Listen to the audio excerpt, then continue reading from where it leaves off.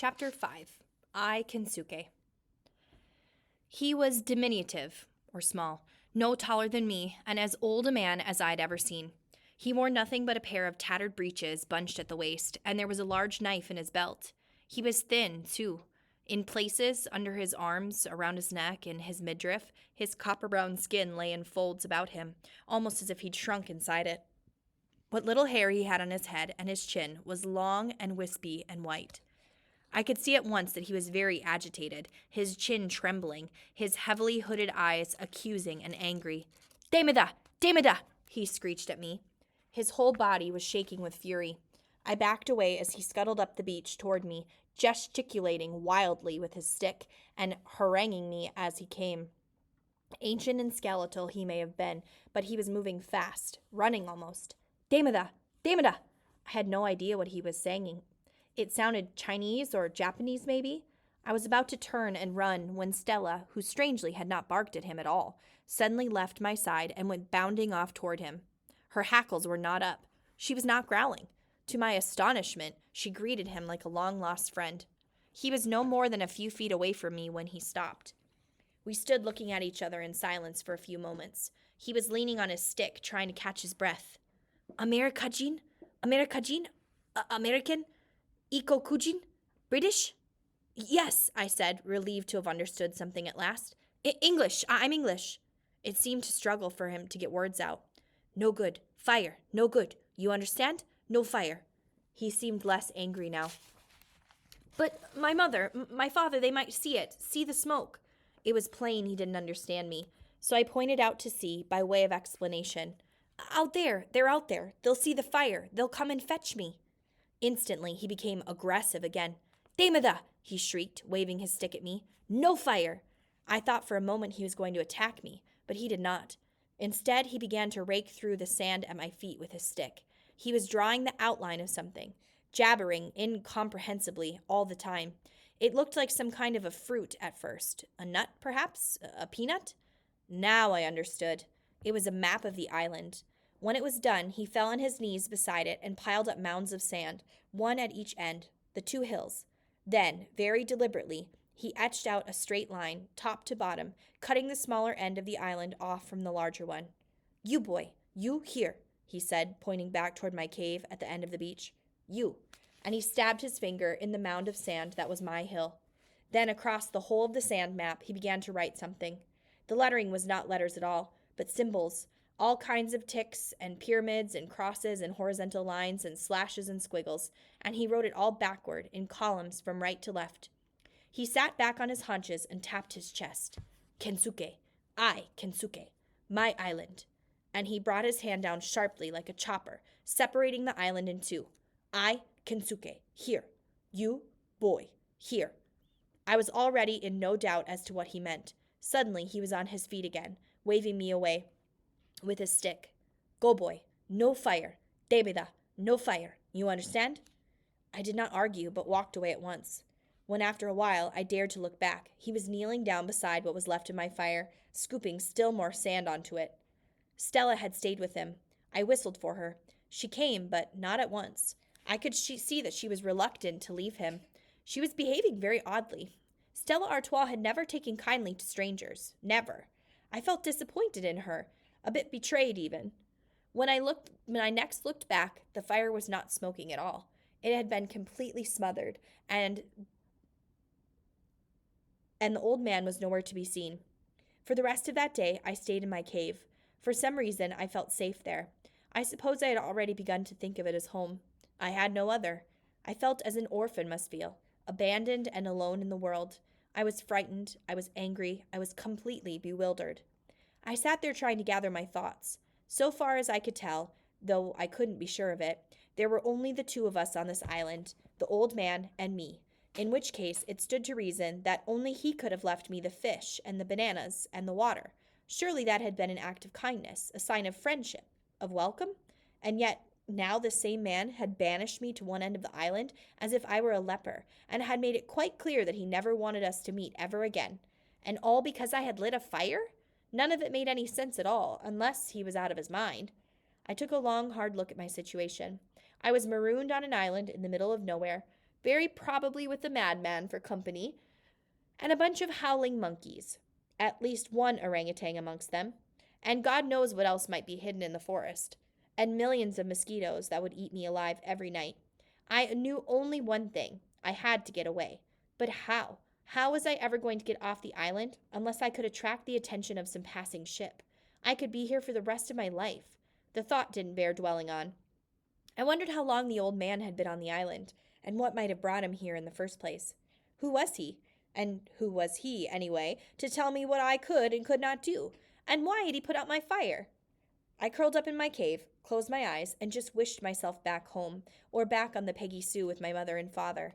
Such wonderful dreaming almost lulled me to sleep, but the mosquitoes and the howling from the forest soon dragged me back to consciousness, to face once again all the appalling implications of my wretched predicament. It came to me suddenly that I had seen the old man's face somewhere before. I had no idea how that could be. As I lay there pondering this, I felt the piece of glass in my pocket pressing into my hip. My spirits were suddenly lifted. I still had my fire glass. I would build my fire again, but this time somewhere he wouldn't discover it. I would wait for a ship to come, and until then I would survive. The old man had survived in this place. If he could, and I could do it alone too. I didn't need him. I felt hungry again, and thirsty too. Tomorrow I would go into the forest and find food for myself. I would find water. Somehow or other I would catch fish too. I was good at fishing.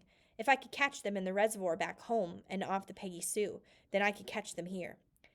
I spent that night cursing the hordes of whirring insects that were homing in on me, and the chattering forest that would not be silent, that would not let me be. I kept seeing the reservoir in my mind's eye, and my mother laughing in her skipper's cap. I felt tears coming, and tried not to think of her. I thought of the old man. When I fell asleep, I was still trying to remember what he had said his name was. I awoke and knew at once that he had been there. It was as if I had dreamed it. Stella seemed to have dreamed the same dream, for at once she was bounding up onto the rocks above the cave. She found what she was clearly expected to be there, her bowl of water full again. And there, too, high in the shelf of rock beyond her, was the same upside-down tin, my water bowl beside it, just as it had been the morning before. I knew it would be full, and I knew as I lifted aside the tin that the food would be there again. As I sat there, cross-legged on the rock, chewing ravenously on my fish and throwing pieces down for Stella to catch, I realized exactly what he meant to imply by this. We were not friends. We would not be friends. He would keep me alive, keep Stella alive, but only so long as I lived by his rules. I had to keep to my end of the island, and I must never light fires. It was all quite clear. With any real hope of immediate rescue diminishing day by day, I became more and more resigned. I knew I had no choice but to accept his terms and go along with his regime for a moment. He had now marked out a frontier, a boundary line in the sand, from the forest down to the sea on both sides of the island, and he renewed it frequently, as often as it needed to be. Stella strayed over it, of course. I couldn't prevent her, but I did not. It wasn't worth it. In spite of the animosity I had seen in his eyes and that huge knife in his belt, I didn't really think he would ever hurt me. But I was frightened by him, and because of that, and because I had too much to lose, I did not want to confront him.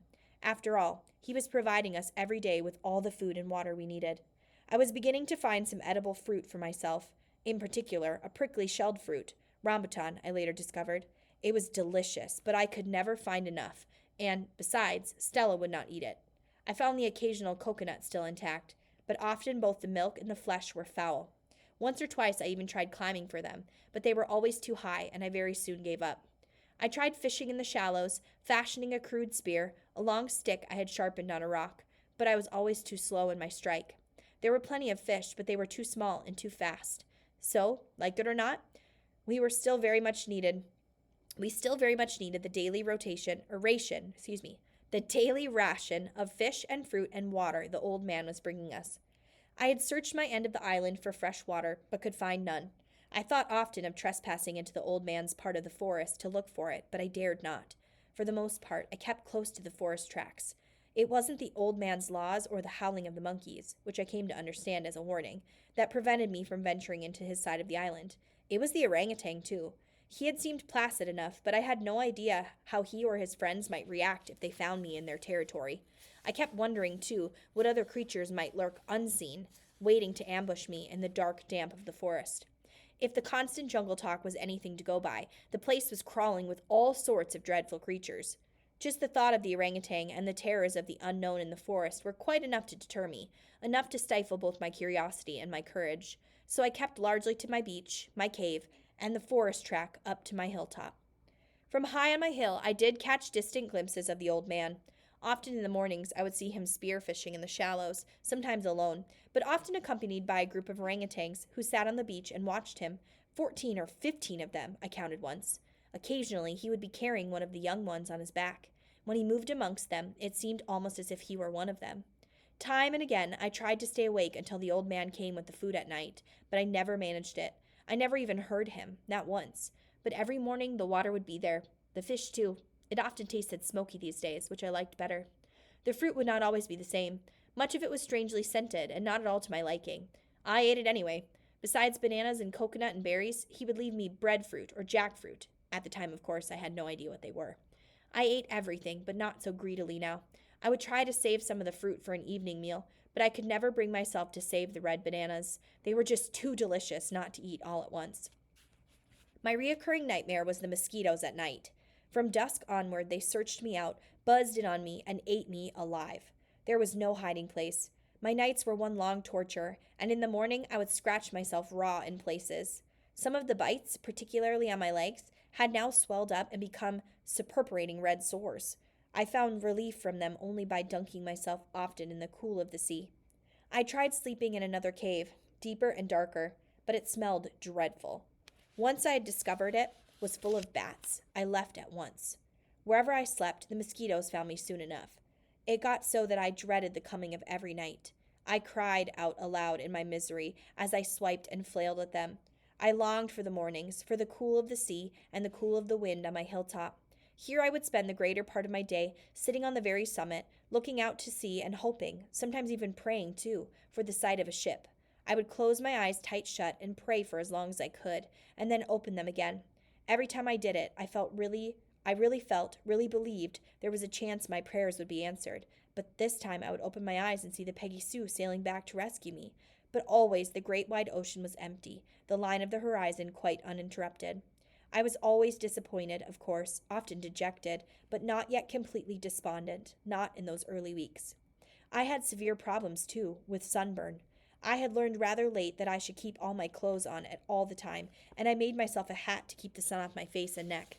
It was very broad and Chinese-looking, made of palm leaves, the edges folded into one another. I was quite pleased with my handiwork. Sunburn, I discovered, was a discomfort I could help prevent, and that seawater could soothe.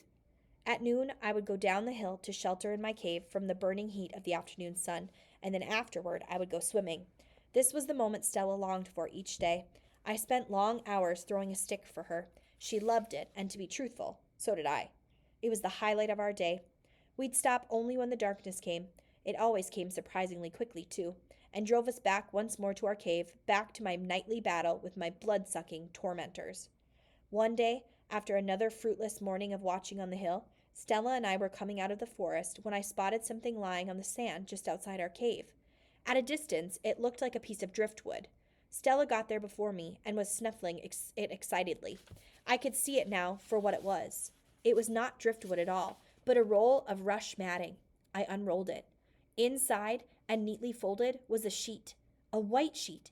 He knew. The old man knew my miseries, my discomforts, my every need. He had been watching me all the time, and closely, too. He must have seen me scratching myself, seen the red welts on my legs, on my arms, seen me sitting in the sea every morning to soothe away my sores. Surely this must mean he had forgiven me now for lighting the fire. I carried the matting inside the cave, unrolled it, and wound myself in the sheet and just lay there, giggling with joy. I could pull the sheet right up over my face. Tonight, there would be no way in for those cursed mosquitoes. Tonight, they would go hungry. I went racing along the beach to the boundary line where I stopped, cupped my hands to mouth, and shouted, "Thank you! Thank you for my bed! Thank you! Thank you!" I didn't really expect an answer, and none came. I hoped he might come himself, but he didn't. So I wrote my thanks in the sand right by the boundary line and signed it.